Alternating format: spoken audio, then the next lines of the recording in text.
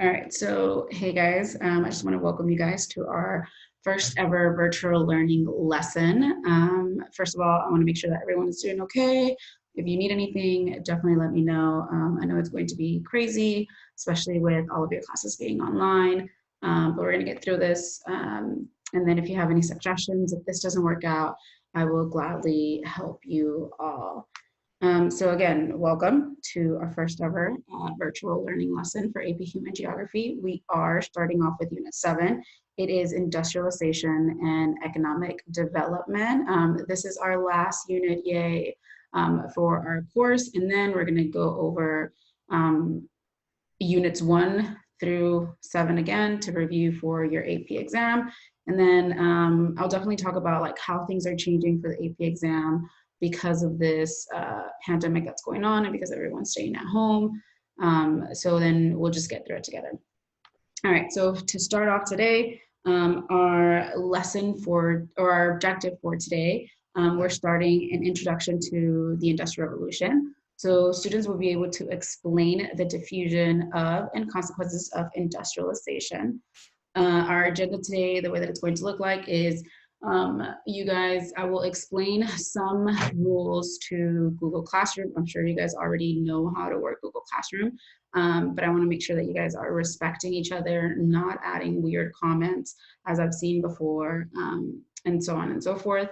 I'm going to talk over the exam changes so far that we know. We don't know everything, but there are changes to the AP exam.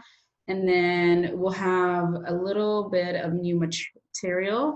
So we're starting Unit 7. So you guys are going to have an introduction to the Industrial Revolution, even though we've already gone through it in class with Unit 6.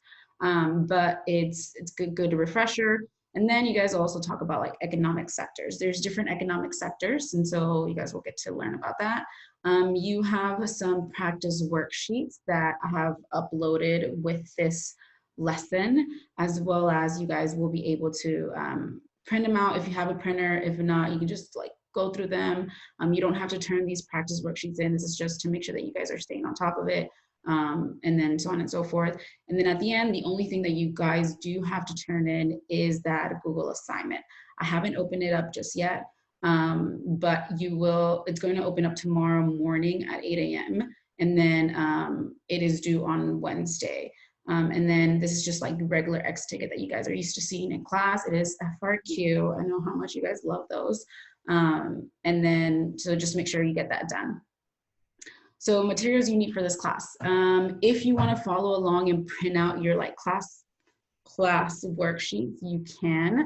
I have went ahead and hyperlinked the class worksheet. So if you go ahead and like click this, or actually they're attached. Don't click on it because it's just a video, but they're attached onto the classwork. You guys can open them and then you can print them out if you have a printer at home. If not, then just like go along with it. And then if you guys have a notebook that you want to have out with you to take notes, definitely have that out because it's going to be helpful. And then if you have a binder, so on and so forth, that way, if you do print out your worksheets that I have, you can just put them in there as you go. Remember, this is our last unit. And I know a lot of you guys probably left your binders or your notebooks at school thinking that we're going to return back, but just like keep a different stash at home. And then lastly, make sure you guys at the end of this do your Google Classroom assignment, which is due Wednesday. And I believe I put it at 5 o'clock. And again, if you guys need an extension, if you guys need anything, definitely let me know. This is all like a learning process for all of us and then all your teachers, and we're definitely going to be understanding and so on and so forth. All right, so moving on forward.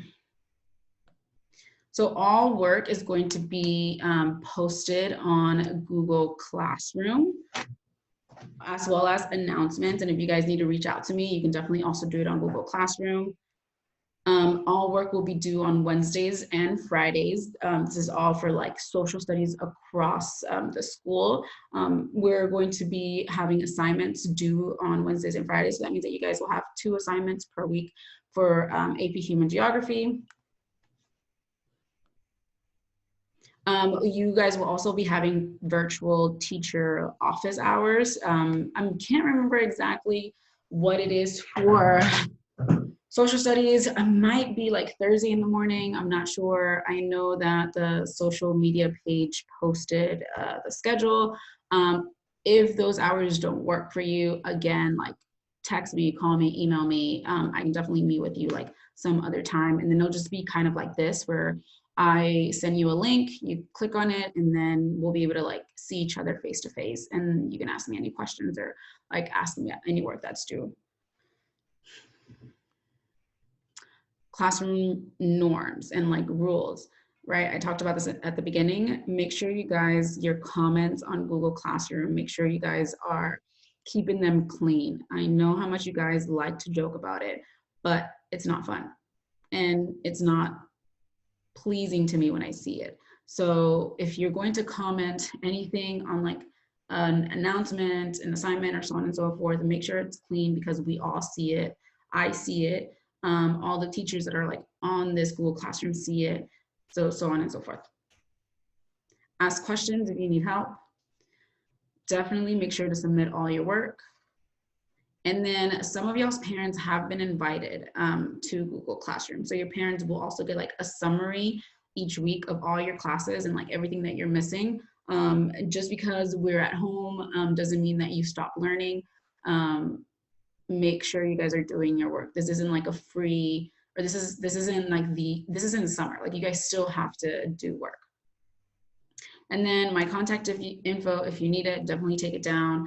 This is my email address. You guys can email me at any time. This is my phone number. You guys can call, text. Just don't text me after 10 p.m. I won't answer you. And I think that's already been established. Even when we were in class, it was in the syllabus. No calls or texts after 10 p.m. because I won't answer you. All right. Changes to the AP exam, which is what you guys have all been waiting for. So far, what we know is that you guys are no longer going to be taking a paper-based exam, and it's no longer going to be an hour and 15 minutes. No, 2 hours, because I think it was like 60 minutes multiple choice and then an hour and 15 minutes for FRQ. It's no longer going to be that because of this whole thing that's going on. Some schools and some students are not going to go back to school. So College Board needed to come up with a way or with a system to make sure that everyone was being tested because they do want you guys to like be able to earn that credit. And so the changes now is that instead of you taking a paper-based exam, it's going to be online, which means you're going to have a computer in front of you. It's only going to be 45 minutes and it's only going to be an FRQ. I have no idea how that looks like, but just know that it's just going to be FRQ. It could be one FRQ, it could be two, it could be three. I'm not sure, but there's not going to be any multiple choice, which is good for us because all this time we've been practicing on FRQs, FRQ Friday, and then we're going to keep on practicing FRQ. The other change is that it is only going to be assessed. So the only thing on the exam is going to be the first 75% of the curriculum, which means the only things that you guys are going to be assessed on in the exam is units 1 through 5. Lucky for us is that we've already covered those units before we like left. And so we just need to go back and review for those. Now, that does not mean that units 6 and 7 is not going to be covered. I've already told you guys that this like course basically is all the units that connect with one another, and you can basically use all the information from all the other units to reference in any of the units. And so because of that, that doesn't mean that I'm not going to teach you unit 7. I am still going to teach you unit 7, but I'm not going to go as in depth as I would have if we were still at school. I'm just going to cover like the main points of unit 7 because once you learn all the coursework, it's going to be easier for the rest of the course, or it's going to be easier for the rest of the units to kind of make sense. And then they'll start connecting with each other, and then you'll be able to use information to talk about it in the FRQ. And then College Board is having, I guess, another talk about how this is going to look like. And then we know that this information is going to come out more on April 3rd. We'll have more information for the teachers to see how this looks like. And then I'll definitely let you guys know if there was any changes. But we're still going to be covering like the rest of the units just to make sure that you guys have an overall understanding of the course. All right, so we finished off when we left, we finished off with Unit 6, which was all about urbanization in cities and patterns and processes. And our last unit, it's Unit 7, which is industrialization and economic development patterns and processes. For today's topic is going to be about industrial revolution and economic sectors. This is the last unit that we have for our course. And then hopefully after this unit, everything just kind of starts making sense. And you're able to start making connections, not just from this semester, but from past semesters. Most importantly, Unit 2, I would say like Unit 2 is always going to be on the exam. And for most of the part, I always think that population and the demographic transition model is always going to be something that you can connect with any of the units that we've learned. All right, so I'll also be posting, this is like, you guys have seen this is the curriculum that I get as a teacher.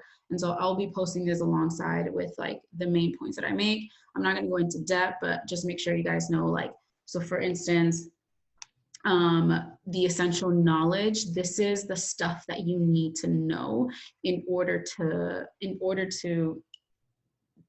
answer, excuse me, in order to answer the learning objective. So like the learning objective here for topic 1, which is the Industrial Revolution, is that you guys have to be able to explain the Industrial Revolution and facilitate the growth and diffusion of industrialization, right? And so in order to answer this question, you have to know all of these. So for example, like, where did the Industrial Revolution begin? What were some of the technologies? What were like the natural resources that were discovered with the Industrial Revolution?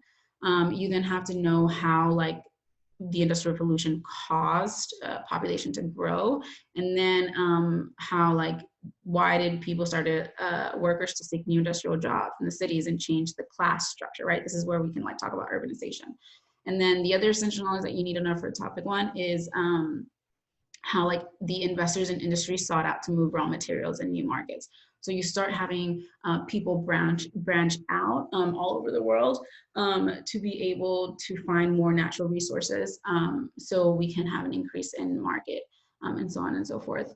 This also led to like the rise of colonization and imperialism, and so we'll talk about that. Oh, also, and I cut my hair. No, it's all gone, but it'll grow. So hopefully you guys get to see y'all in person so you can see it. But yeah, let me know what you guys think. So the Industrial Revolution. So we'll start off with that. The Industrial Revolution, it started, we know, in the 1700s in England. This is where the hearth, right, the center of the Industrial Revolution happened. From there, it spread out through contagious diffusion. And then this is how we can relate back to units 2 and unit 3. We'll talk about all the different types of diffusion. Remember, you have stimulus diffusion, hierarchical diffusion, and then contagious diffusion. And if you guys remember, contagious diffusion kind of works like a ripple of how like it starts off in the center and then it gets bigger and bigger and bigger. And so contagious diffusion, for those of you that do not remember, is the spread of an idea through physical movement from one place to another. The pandemic that we have going on right now, the coronavirus, COVID-19, that is a contagious diffusion, right? Like if you sneeze, not only one person gets infected, but like 5, 10 more people get affected. So that is contagious diffusion. It doesn't only work with disease, it also works with ideas. And this is by like people physically moving, and then being able to talk about an idea, a movement, like think about like Black Lives Matter. Think about like Women's March, right? So like all those are contagious diffusion. It finally hit the United States in the 1800s, which this also led to urbanization. Because the Industrial Revolution had all these new technological advances, it allowed the population to grow.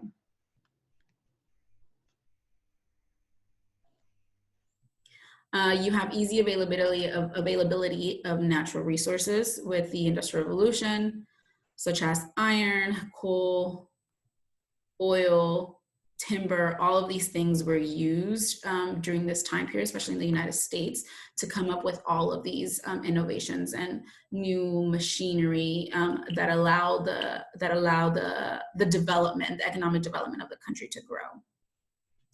And then you also start seeing like goods being produced in large quantities due to like these new technologies, right? We're no longer having people do like little parts by parts. we're now creating these machineries that are able to produce hundreds at the same time. So connect this back to the second agricultural revolution, right? Like instead of having that human labor, we're now having the machinery coming in and doing like the work that one person is doing. So yeah. Some innovations of the Industrial Revolution, and you don't really need to know them specifically. This is just so you guys know some of them. You have like railroads, transportation expanded. You were allowed to like move easier across the country. You had the steam engine. So like the steam engine was like the energy behind all the innovations that you see within the Industrial Revolution. So this is what made it possible going from like human work to machinery or to machine power work, right? You don't longer have one person doing it. Now you actually have like an engine that is doing it and making the things work. You have the spinning jenny. This basically allowed for cotton cloth to be stretched and pulled and twisted so it can like make stronger threads for clothing. Especially during this time period, we had like the majority of our like textiles being made out of cotton, so this definitely helped. And then you had a more advanced of the spinning jenny, which was the power loom. So this basically just made the spinning jenny at a much larger scale, and it just basically produced it way more faster. And then lastly, one that you guys are familiar with, which is this one right here. This is the cotton gin, and it was just the faster way of removing like the siege from the cotton fiber. So instead of having like a person manually do it, you now have this machine that does it, and so it basically does it at a much faster rate. And again, right, like all these innovations replace that human labor. And so you now have machinery technology doing it. And so this is why you have urbanization also happen, because the people that were working out in the rural and agricultural, right, were replaced by machines. And so where did all these people have to go? They had to go into the city, because now you have jobs in the factories, and you have all these opportunities for them to like work. And then which is why like cities kept on growing and growing and growing.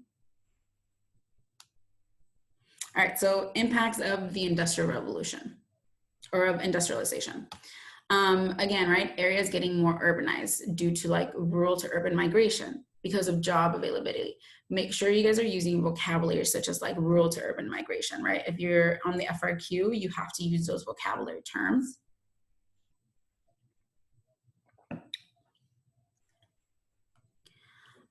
You have an increase in population and food supplies, right? So because areas were expanding and because cities were getting more urbanized, you have now like the population increase. And then because people were also now like making money and able to like feed their family, you had food supplies that was like increasing, especially like food supply was increasing, and make that connection to like the second agricultural revolution, because you have mass production of things now because of machinery, right? Also right here during like increase of population, think of the demographic transition model, right? A country that was at a stage 2 that has gone through industrialization or is going through industrialization has now moved on to a stage 3 on a demographic model. So think of how like the total fertility rate looks like, right? Think of infant mortality rate. You now have more food supplies, that the infant mortality rate is going down. Not as many kids are getting, not as many infants are dying. Total fertility rate, women are probably having more kids during this time because they are able to like support their families, which means that the population is also increasing. So make sure you guys start like connecting these to other units across the content and across this course. You also have like, because you have such a higher population, you have the creation of different class structure, right? We even saw it with in the last unit with urbanization, right? We saw the city model. Which one was it? The Hoyt sector city model, how you had like the lower class that was living near the factories, and then you had the middle class, and then you had like the high class totally separated. And this was during this time period, right? Like this Hoyt sector model was happening during the Industrial Revolution here in the United States. And so you see now the creation of different class structure because of industrialization. You also have people and investors trying to explore more across like spatial space, or across just like Earth and the world, for raw materials, because they saw the impact of like the raw materials that we had that were available to us. They just wanted to find more. And so, which then led to colonialism, right? Think back to Unit 4, how we learned about the Berlin Conference. And this was pretty much those European powers breaking up the continent of Africa into different imperialistic points or powers, right? And so this is where you start having the breakup of like lower or less developed countries by those like more developed countries, such as European countries or even like North American countries. You also see it here in the United States with the gold rush, right? You see people starting to move out west because of this, like trying to find more raw materials and trying to find ways to increase the product. And then lastly, like one big thing for College Board is that they're always going to try to relate it to women, right? And so the impact of the industrialization had on women were both good and bad. For one, like it created more working opportunities for the women, whereas like before the women are probably staying at home. Now you actually have women having like some type of job opportunity. These job opportunities were often like in domestic service, which means like they were cleaning, textile, like sewing or making like clothes, factories, even coal mining. Women were also like working in coal mines. Some of the other things that also like positives and negatives is like one of the good things was that like women had a better standard of living, right? They were getting paid. They were able to like afford like stuff that they wanted to like buy, bring food to the table, where it's no longer just the husband. At the same time though, like industries and companies were still taking advantage of women and children, right? Because they were seen as less, or they were seen as like the men is the superior. And so women were not getting paid the same amount that like men were getting paid. All right, so that was it for industrialization. If you guys like have any questions, definitely like pause, go through the PowerPoint again, ask me something, call me, text me, so on and so forth. I'm gonna go ahead and move forward to our next topic, which is topic number 2. And then one good tip is that like, this is a video, so you guys can go at your own pace. You can pause it, you can like rewind it, you can do basically whatever you want to learn this material. You also have your practice worksheets with you. And so, like I said, like print those practice worksheets out if you can. If not, like take notes, see them or something, because those practice worksheets are going to help you to understand the content. All right, so topic number 2, economic sectors and patterns. So again, we're still talking about industrialization, but we're not talking about industrialization anymore. We're going into economic sectors. JK, that was my bad. And so when it comes to economic sectors, or even when it comes to economic development, there's different levels. So you guys will see that these different levels, there's like primary, secondary, tertiary, quaternary, quinary, that are categorized by different things. And these are basically different economic activities. Other words, different jobs, right? So there's different levels of jobs, and you guys can see that even today, right? And so we'll go over these economic sectors in the next couple of minutes. And so this also kind of helps us explain like the different like economic development across the world, how there's different patterns. So you guys can also start seeing how it looks like in most developed countries, and as well as like less developed countries. All right, so the different economic sectors. I'm gonna start off with the first 3 on this slide. Primary, the primary economic sector. This is pretty much like the people or the jobs or the economic sector that is concerned with directly extracting raw materials from the Earth's surface. What this means is that like the person is actually doing labor that is taking stuff out from the Earth, such as like farming, or like mining, which means going into like caves and mines, and think of like coal. Fishing, right? We're literally taking out the fish from the earth's surface, which is water. And then forestry, right? Like trees, cutting down trees, timber, so on and so forth. So primary, think of that like economic activity that people are literally just like taking stuff directly out of the earth. That is the primary economic sector, or primary jobs, or however you want to think about it.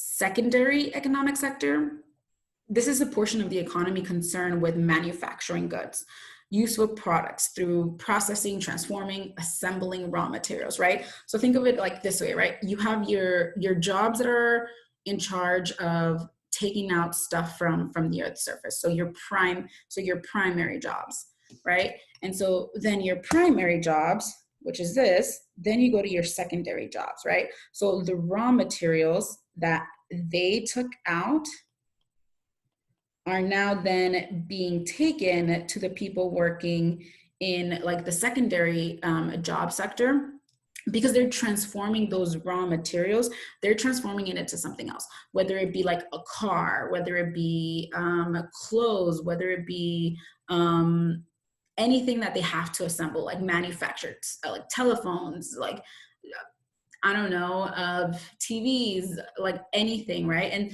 these can also be used today. Like these type of categories can also be used today.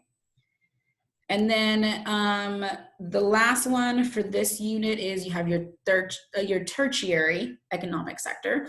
And this is the portion of the economy that like you have now like created like a product out of the raw materials. So what are you going to do with that product? You're going to sell it, right? And so the people that are in charge of selling it, these are the people that have like the tertiary economic sector. They're in charge of like money, right? Collecting money for like some type of service. So the portion of the economy concerned with transportation, communication, utilities, sometimes extended to the provision of all goods and services in exchange of payment, monetary. Monetary means money, right? And so the people that are like actually talking to customers, whenever you go to McDonald's, whenever you go to like a clothing store, those are people that are like a part of the tertiary economic sector, because you're basically getting a service from them, or you're trying to buy a service from them. Same with like, transportation, people like bus drivers, right? Communications, like people that you talk to, so on and so forth. And so think of it kind of like a chain, right? Like that's how these economic sectors should look like. Some examples, and then I'll go ahead and show you guys the examples right now. You have, right, this is your tertiary, and then let me clear the drawings. Your tertiary, or your primary economic sector, sorry, right? You have your farmers, people that are actually like extracting materials or raw material from the earth's surface. You have your secondary economic sector, right? You have someone that is like in an assembly line or in a factory manufacturing some type of good. And then lastly, right, you have your tertiary economic sector, and like these are the people that are selling that good. Anyone that's receiving any type of monetary for that service, that is a tertiary. Sorry, there's like a hair on my iPad, and like the reason I keep on going down is because I'm using my iPad to like annotate. I hope you guys got that. All right. Oh, sorry, I'm doing way too much talking. All right, and then the last two that we see with economic sector is your quaternary. So think of like the number 4. Let me see if I can like draw that right. Quaternary economic sector, and this is the portion of the economy that deals with growth in technology and business, leads to specialization of services such as like medicine, law, education, investment, finance, research and development, computer technology. These people are basically the ones that are creating stuff, and it's more specialized stuff for the people.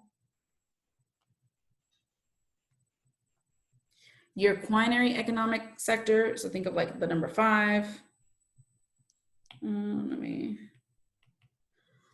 Quinary is the portion of the economy in which activities involve facilitating complex decision-making in advance of human capacity. So anyone that is in this type of economic sector is making some type of decision for everyone. So for example, this includes like CEOs of companies. They are the ones that have to ultimately make a decision for like the whole company, right? Think of the president, government officials, right? They're the ones that have to create like a decision, like either sign a law into effect, right? That is going to impact, they're making these decisions, it's going to impact the rest of the people. Think of like your governors, think of your city mayors, they're in charge for a group of people and they're in charge for making a decision. Think of like the superintendent of KIP, right? They're in charge of making a decision, and then which is going to affect everyone like in our organization. Research scientists also fall into this category, as well as financial and legal consultants, because like someone that consults you, they're consulting you about what to do, right?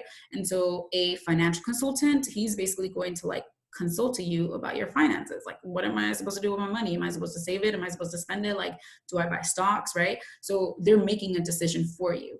That's what a consultant does. And then one thing to note about like quaternary and quinary is that both of these economic sectors require some type of advanced degree, right? Like think of like college degree, whether it be a bachelor, right? If you're right here, you can definitely like be in this type of job category. Like just a bachelor would like probably be sufficient, bachelor's degree, versus like if you want to be in the quinary economic sector, you probably gonna have to learn something a little bit more than a bachelor, whether it be you going to law school, whether it be like you getting a master's, right? Like it's definitely going to require more learning than just your regular high school degree. Sorry, I know my writing kind of sucks. So just small screen. All right, I'm gonna clear it. And then I'm gonna go back because I wanna show you guys something, right? These two economic sectors, we see them a lot in the United States. So you mostly see it in most developed countries versus this other one, versus like primary, secondary, tertiary, you might see this more, and specifically like your primary, specifically your like primary, secondary, this one you like might see them more in your less developed countries, less economically developed. That's where you might see these type of jobs, right? Or in other words, you can also see like your NICs, right, which stands for newly industrialized countries. Your tertiary, you also might see it in MDCs. You might also sometimes see it in NICs, right? Newly industrialized countries are making things or have factories going on. And then these also don't require, these type of economic sectors or economic jobs don't require that advanced higher degree, right? You can definitely like get a job in a tertiary sector with getting a high school diploma. So that's pretty easy like to obtain. Your primary or secondary, like your primary, you might not even need like a high school diploma. You can easily just go and find a job out in like, be a coal miner, be a farmer, which is why like you have these primary and secondary jobs in your less developed countries, because most likely, right, connected to unit number 2 with population, probably the education system. It's not that good there. Probably like someone is going to have to quit going to school at such a young age because they need to go and provide for their family by joining the workforce. All right, I'm gonna go ahead and move forward. So these are our economic sectors. Make sure you guys are able to identify them. They go in order like primary, secondary, tertiary, quaternary, and then quaternary. I know that's kind of hard to like say, but those are all our economic sector jobs. Some examples of these for quaternary, right? A teacher or even like a professor, they will be considered at a quaternary economic sector. And then I talked about this, right? Like the president, he's making a decision for the whole nation. That is a quinary economic sector. So like how are these distributed across the world, right? We already talked about how in less developed countries, you will have more primary and secondary economic sector. And this is most likely because of their like, let's see if I can type on this. This is like probably because of their low literacy rate, right? And literacy means reading. Low literacy rate. This also could mean like you need to start working at such a young age to be able to provide for your family, right? And so you don't really need that advanced degree to go out and work, especially because most likely your country doesn't have tertiary, quaternary, or quinary jobs. Most likely your country only has primary, secondary, or most likely only has primary economic sector jobs. And that's the only thing available. So think of like countries in sub-Saharan Africa, think of countries in Southeast Asia. Actually, Southeast Asia is moving into like your like secondary economic sector, which means your newly industrialized countries. So versus like your most developed countries, you will have more tertiary economic sector jobs. You are going to have more quaternary economic sector jobs. You are definitely going to have more quinary economic sector jobs, because most of the people probably have a high school diploma. Most of the people probably are going to get a bachelor's degrees. And even today, if you think about it, in the United States, like a lot of people are going to get their like master's and their like law degree. They're going to medical school because in most developed countries like the United States, it's not just enough to have a bachelor's degree, right? Because like companies are looking for more than just a bachelor's degree. So most developed countries are definitely going to have these economic sectors.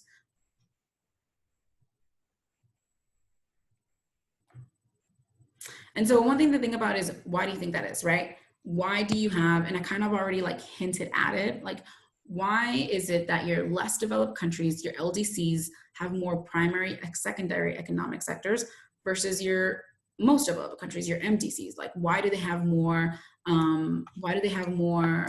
tertiary, quaternary, and quinary economic sectors, right? Like what, like make the connections to other units, make the connections to like unit 2, make the connection to unit 5, agricultural, right? Like you have all that information and all that knowledge, like start making the connections. All right, so if you went ahead and printed out your practice worksheets, at this time you can like pause, you can end it, whatever, go back, rewatch it, go ahead and like take the next 10 to 15 minutes to what's it called, do your practice time. Like this is what you would be doing like in class. Once I went over the new material, then I would like put you to do like the class work. And so these practice worksheets is your class work. And then let me show you guys how that looks like. So it's going to be, let me see, have it in here. So it's the one that looks like this. So it's this one. This is the one that if you printed it out, this is the one that you should have already like printed, you should have in front of you. Or if you want to do it like in the computer, you can do it in the computer for sure. And so for instance, like this first section, I want you guys to look at each of these like activities. Look at each of these activities and tell me, is it primary, secondary, tertiary, quaternary, or quinary? So example, I'm going to have like this one right here. This is people out like in the farm, which means they're extracting raw materials from the earth. So this one is definitely primary. And then like, I want you guys to explain to me why it's primary. And so for example, like the example that I did is I put, this is quinary, or this is primary because it represents people extracting raw materials from the earth's surface, right? They're farmers. And so that's why it's primary. So go ahead and go through each of these. Tell me what sector it is. Tell me like why, and I don't know why I put example. This should be why. So like why that is, and then I'll make sure to change that for all of them. And then this is going to be your first part. Your second part then is introduction to geography with industrialization.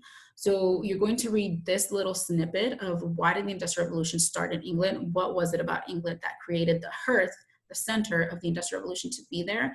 And so I want you guys to like annotate for ESPN. You can do hashtag like social, hashtag political, economic, environmental. And then the way that I want you, if you did not print it out, the way that I want you to do it, like in the computer, is you can insert a comment. Everyone is going to have their own, everyone's going to have like their own like copy. And the way that you can insert a comment is like, for example, let's see, let's say for example this, right? And I'm not saying this is something, right? But all you're going to put right there, you're going to highlight it, and then you're going to add a comment, and then you're going to do like hashtag social, right? And that's all you need to do. You don't need to do anything else but that, social, right? And then comment, and we're good to go, right? And so it's going to tell me that like this is my annotation because I did that. I'm going to delete it because that's not how it is. That's not exactly what it is. I just wanted you guys to see the example. Then like you're actually gonna like put on here in bullet points like exactly like what that economic thing was, what that social thing was, what that political thing was, and then what environmental thing that was. Try to have one example for each, that way you guys can understand, right? FRQ is going to be everything about social, economic, political, and environmental factors. So this is definitely practice for that.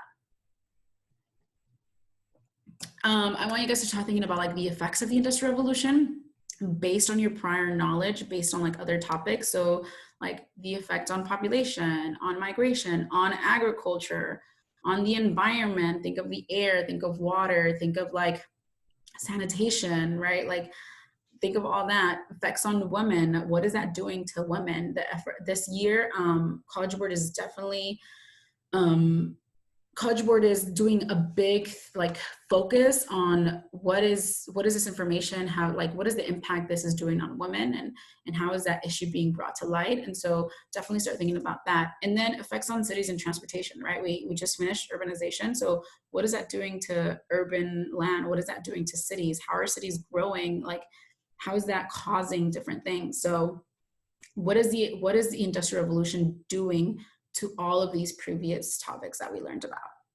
And then this one I know says like draw arrows, so that's going to be a little difficult. So if you can't do, if you don't have this printed out, like don't worry about this section. I just want you to know that like these are the different phases with the Industrial Revolution. This is how it diffused. So the diffusion of Industrial Revolution, it started off in England up here, and then the first phase between 1760 and 1880 diffused to France, Germany, Netherlands, US, Belgium, which were the main trading partners of England. And then diffused towards Japan, Canada between like the 1880s, 1950s. And then finally the third phase, which is where we're right here right now, to current day, it has diffused, it has spread out to like Israel, Pacific Rim countries, your Pacific Rim countries, your coastal Asia, right? So think of like Southeast Asia, China, right? With the exception of Japan. This is like considered a MDC today. India, definitely India. All of these are newly industrialized countries that are just going through industrialization as we speak. And like they have had a like big economic growth because of it. So definitely be able to like identify the different phases of industrialization, right? And also like relate it back to the demographic transition model. And then that's something next that you're going to see, right? Answer the question here. And then like make connections to other units. Like if you want to be successful in this AP exam, and if you want to be successful in this course and earn college credit, like connect it to all units. Identify the main unit that the question is asking about, and then like start pulling information from other units that you can pull, right? So like for instance, this one, I want you guys to make the connections between the demographic transition model, which is like unit 2. How do economic sectors relate to the demographic transition model? And if you go back to the PowerPoint, I talked about that all throughout. So definitely write that in here. And then like causes and effects. So write one possibility for each box. So like, this is the cause. What is the effect? So like second agricultural revolution. What is an effect of the second agricultural revolution? What is another effect? So definitely like put that in here, and also start going down like backwards, right? It decreased total fertility rate, TFR. So what could have been a cost to that decreased total fertility rate? Think of like, who are the people that can get pregnant? Women, right? So like think about things that are happening to women, opportunities like education. We know that the more educated a woman is, the more likely they are going to be talking about, like, the more educated a woman is, sorry, I got distracted. the more educated a woman is, the less likely they're going to be having an abundance of children, because now they're like educated in what's of like what it means to take care of kids. So definitely make those causes and effects. Remember, this is not due. This is not the thing that is due, but if you do this practice, it will help you to your exit ticket, and it will help you for the AP exam. Like, don't even think about just the exit ticket. Think about like the exam as a whole, right? Like, it's all going to be FRQ now. So all of this information, and if you know it and like start like understanding the examples, it will score you that score that you need to earn college credit. All right, this is also going to be added on that classwork. Again, like you can print it out, you can do it from your computer, whatever you want to do, but this isn't the thing that's due. All right, let's go back to PowerPoint.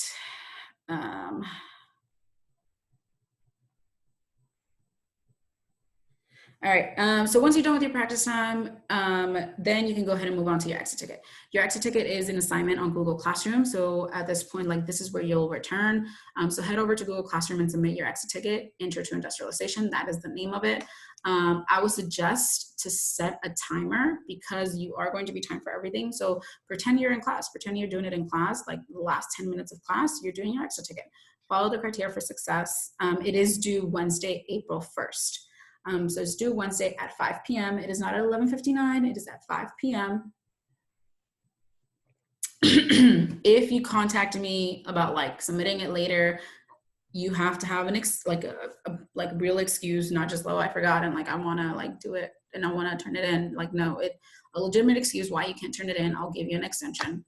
And as always, if you have any questions, definitely call, text, email me to set up like an appointment. If you just want to like FaceTime and talk about the content that you didn't understand. Also use your AMSCO book. If you have your AMSCO book with you, and I know that maybe a lot of you guys left it in your locker, I'm trying to get a PDF copy of the AMSCO book. That way I can like post the sections that we need on Google Classroom. But if you don't, just do your best. And then, yeah, just let me know if you guys need anything. Let me go ahead and take you through Google Classroom, because this is where we're going to be posting everything. So Google Classroom, and then I'm sure you guys can see my screen right now, but Google Classroom right there. And so if you guys, so these are all the classes I'm a part of. I'm just going to go to 5th period. So right now I have the assignment hidden, which means that it's not going to be posted until like Monday at 8 a.m. I'll probably post this lecture like tonight, which is today is Sunday. But so it's gonna be in classwork. This is also where I post like class materials. So like create and this like materials. This is where I'll put the lecture. But this is the one that I have for you guys, and it's scheduled to open tomorrow at 8 a.m. And so this is how it's going to look like. I have it set to where it creates a copy for you, so you don't have to download it, right? So like if I click on it, it would, if you click on it in Google Classroom as it open, it's going to create a copy for you already. You don't need to create a copy. You don't need to download it. Just go ahead and start typing. It is FRQ. It's the same exit. It's the same exit tickets you've been seeing in class. The only difference is that instead of having like open lines, it has boxes right underneath each question or each prompt. Just type in your response on there. Once you're done with it, just go ahead and click submit, and then I should receive it. And then if you have any questions, like call me, text me, ask me, hey, miss, did you receive it? So on and so forth. But that's going to be the first assignment that's due Wednesday. And then, like I said, you guys will have 2 assignments per week on Google Classroom. The next assignment is going to be due Friday. I have not posted that one yet. Expect that to be posted probably sometime on Wednesday. That way you don't have that way you're able to space out your work and not think that you have to do everything in one sitting. So I'm gonna open that up on Wednesday, your second assignment. This is your first assignment. And then that's how we'll test it out, right? This is our first week of doing Google Classroom. If it works, it works. If it doesn't work, and we'll try new things. Give me feedback, guys. Hopefully this goes smoothly. And if like something is not working for you, let me know. I will gladly like help you with whatever you need. I know there's some students out there that still have not gotten a laptop or have no Wi-Fi. I know the school is working with you guys to be able to like obtain that. Just be patient. This looks very like, I don't know how it's going to look like, to be honest. It's trial and error for everyone. So stay safe. I care about y'all. I miss y'all.